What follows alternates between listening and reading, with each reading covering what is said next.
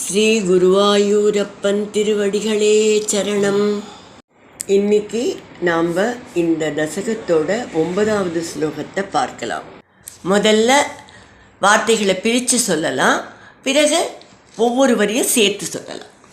தாவத்வன்மனசைவ நாரத முனிகி ப்ரோச்சேச போஜேஸ்வரம்.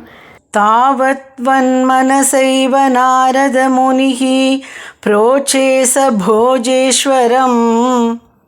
यूयं नन्वसुरासुराश्च यदवो जानासि किं न प्रभो. यूयं नन्वसुरासुराश्च यदवो जानासि किं न प्रभो. मायावी सहरिर्भवत् वदकृते भावी सुरप्रार्थनात्.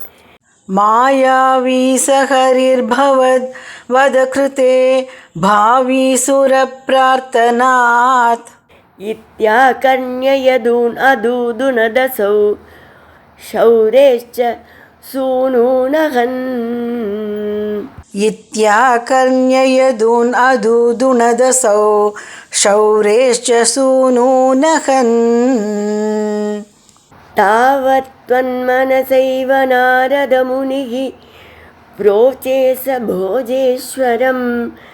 यूयं नन्वसुरासुराश्च यदवो जानासि किं न प्रभो. तावद्वन्मनसैव नारदमुनिः प्रोचेस भोजेश्वरं. यूयं नन्वसुरासुराश्च यदवो जानासि किं न प्रभो. मायावी सहरिर्भवत् वदकृते भावी सुरप्रार्थनात्. इत्याकर्ण्ययदून् अदूदुनदसौ शौरेश्च सूनूनहन्. मायावी सहरिर्भवत् वदकृते भावी सुरप्रार्थनात्. इत्याकर्ण्ययदून् अदूदुनदसौ शौरेश्च सूनूनहन्. இப்போ நாம் இந்த ஸ்லோகத்தோட வார்த்தைகளை பிரித்து அர்த்தங்களை பார்க்கலாம். தாவத்து அப்போது, த்வத் மனசாயேவ உங்கள் திருவுள்ளப்படியே, சக நாரத முனிகி அந்த நாரத முனிவர், போஜேஸ்வரம் புரோச்சே போஜமன்னன் கம்சனிடம் இவ்வாறு கூறினார்.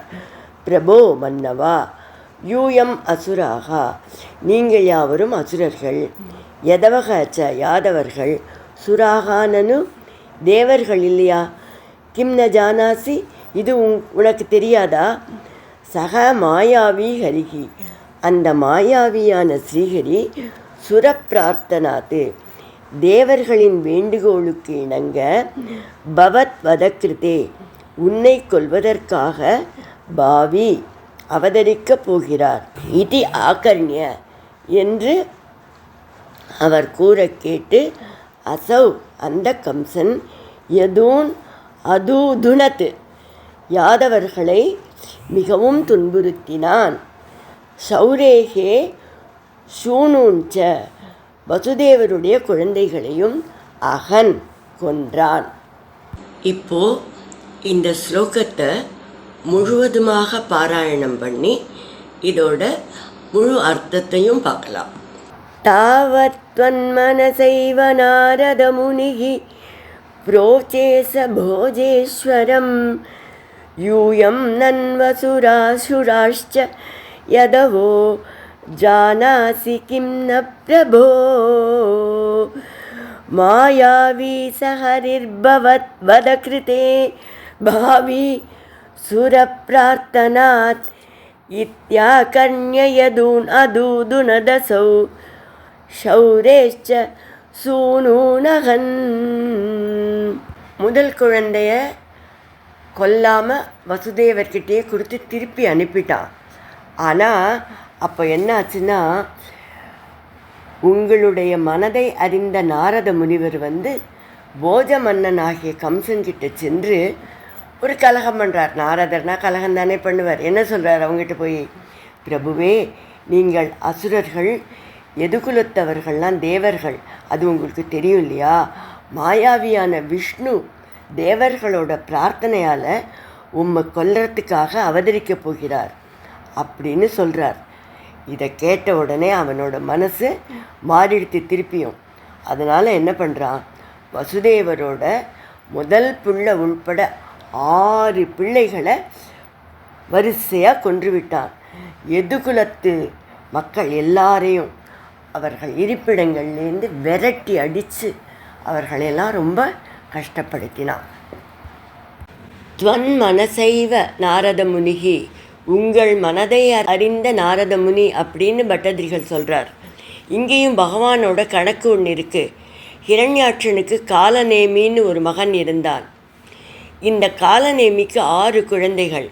இந்த குழந்தைகள் பிரகலாதனோடு சேர்ந்து நாராயண நாமத்தை சொன்னதால் ஹிரண்யகசிபு காலநேமியிடம் உன் 6 குழந்தைகளையும் கொன்றுவிடு என்று சொல்கிறான். அவனுக்கு தன் குழந்தைகளை கொல்ல மனம் ஒப்பவில்லை. ஒரு தீவில் முழித்து வைக்கிறான். அந்த காலநேமிதான் இப்போது கம்சனாக பிறந்திருக்கிறான். அந்த குழந்தைகள்தான் தேவகி வசுதேவருக்கு பிறந்த 6 குழந்தைகள். தனக்கு மரணம் வந்துவிடுமோ என்பதற்காக தன் சகோதரியின் குழந்தைகளை ஈவிரக்கமில்லாமல் கம்சன் கொன்றான். உண்மையில் அவன் கொன்றது தன்னுடைய குழந்தைகளைத்தான்.